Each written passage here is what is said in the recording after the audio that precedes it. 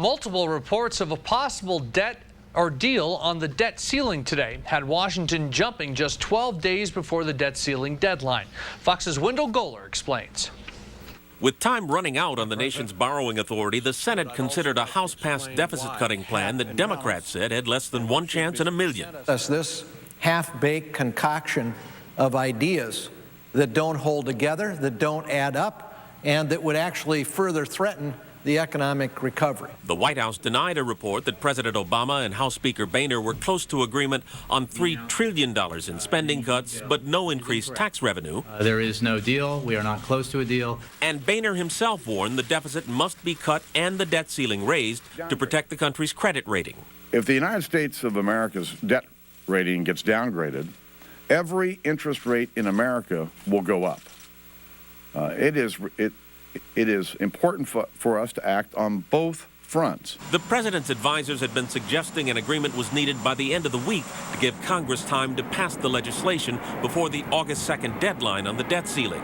Now the August dates emerged as the deadline for an agreement, and Senate Majority Leader Reid is angry that the House plans to be off this coming weekend. So I think it is just untoward, and that's the kindest word I can say, to have the House of Representatives out this weekend. What a bad picture that shows the country. Meanwhile, experts say House Speaker Boehner could attach a debt ceiling hike to legislation that's already passed the Senate if deficit talks collapse.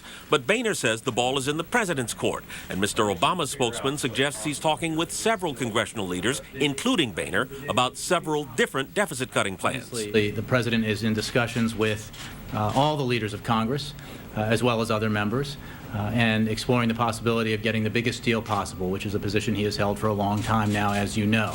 Aides say the president still refuses to consider a deficit-cutting plan that doesn't include some increased tax revenue, and Speaker Boehner refuses to consider higher taxes. And while the president's met separately with Democrats and Republicans in recent days, it's been a week since they all met together. At the White House, Wendell Goler, Fox News. Protesters hit the streets of Chile. An underground drug lab is busted in Mexico, and social networking to save a lion in Brazil. Those stories and more are making headlines around the world. Afghans now have primary responsibility for security in one of the most violent sections of the country. Afghan police are manning checkpoints in parts of southern Afghanistan. U.S. and NATO troops have moved a short distance away, and the Afghan police can call them for help when they need to. Hundreds gather outside the Syrian embassy in Jordan, demanding Syria's president leave office. The large crowd chanted slogans and held pictures of people allegedly killed in the recent crackdown. This comes as Syrian forces sweep through communities, shooting machine guns and taking people from their homes in a number of arrests. Chaos breaks out on the streets of Chile, residents showing they're fed up with the government's delayed earthquake reconstruction project. Hundreds of protesters rioted in an area devastated from the 2010 quake and tsunami. They say the government is responding slowly to reconstructing the country. Mexican soldiers bust an underground lab used to create synthetic drugs. It's proof drug cartels are becoming more sophisticated in their tactics. The lab was concealed under a metallic structure covered by dry plants.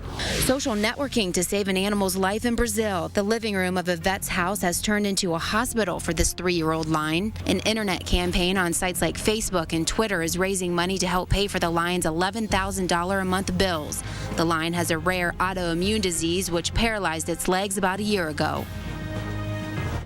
Almost 60,000 people like the page on Facebook, and hundreds are making donations. Joe and Terry? Wow, pretty amazing. Yeah, it is. Boy. A lot of attention, I'm sure. Absolutely. Yeah.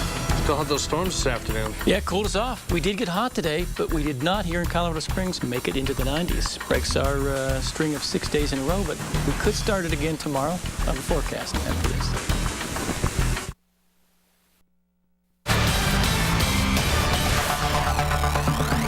Well, we had some sunshine this morning, but by around 2 o'clock this afternoon, yeah, at least one storm rolling across the city right there. We did manage to make it up to 87 degrees, though, today. Not in the 90s, but still, as you can see, above average.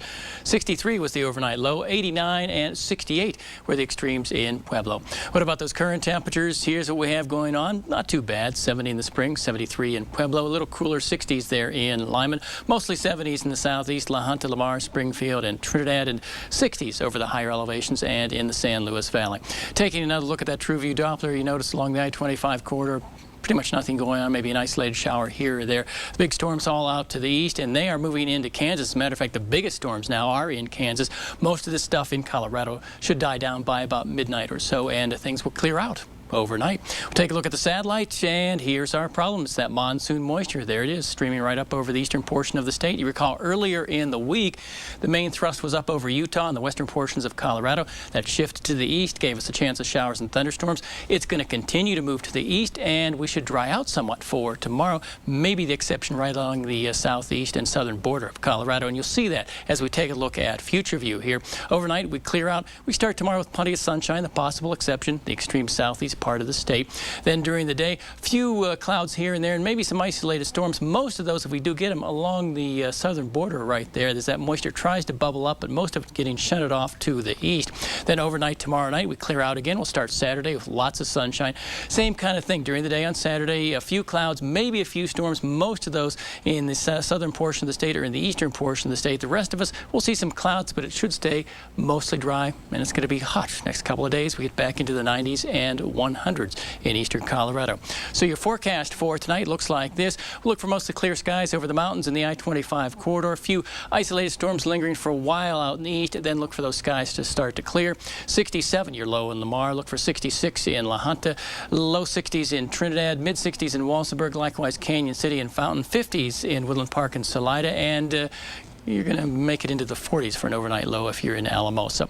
And coming up for tomorrow, more heat on tap. We'll look for some sunshine early, a few clouds later. Maybe an isolated storm again. Right along the southern border are our best chances. And there are the high temperatures. 100 in Lamar, 98 in La Junta, 93 in Walsenburg, 98 in Canyon City, 91 in Salida, 89 in Alamosa. We'll look for 97 for you folks in Fountain and 89 in Black Forest. All right, your forecast. Let's take a look at it. And for Colorado Springs, we'll call it mostly clear overnight. Look for a low temperature of 60 degrees. In Pueblo, under clear skies, we'll look for a low of 65. And coming up for tomorrow, mostly sunny to partly cloudy, and it gets hot again. High temperature of 93 degrees and less than a 10% chance of any storms. In Pueblo, good bit of sunshine and looking for something right around 100 or 100 degrees, 101 degrees coming up for tomorrow. If you'd like to update the forecast or check those temperatures tomorrow, ColoradoConnection.com. And one more time, we're giving away a $50 gas card. If you want to win that, and keep in mind, one more tomorrow. You got to go to our Fox 21 Facebook page and sign up. One more chance to fill up the tank on us. Gotta love that, don't you? Yeah, what are we going to give away next? I don't know, but I'm sure somebody will let me know. We'll find You always get to be the one to announce it. Yeah. It's not my money. It's not my money, though. We love giving it's away okay, somebody yeah. else's money. It's Joe's money. Oh, okay. Well, that All right, very nice. Thanks, Terry. Well, have you ever noticed that when the temperatures rise, so does people's crankiness? Oh, we'll find out what psychologists have to say about it later in tonight's Modern Medicine. And still ahead this hour, you know of humans doing it. Now it's dogs helping dogs. We'll show you the big demand for canine blood drives.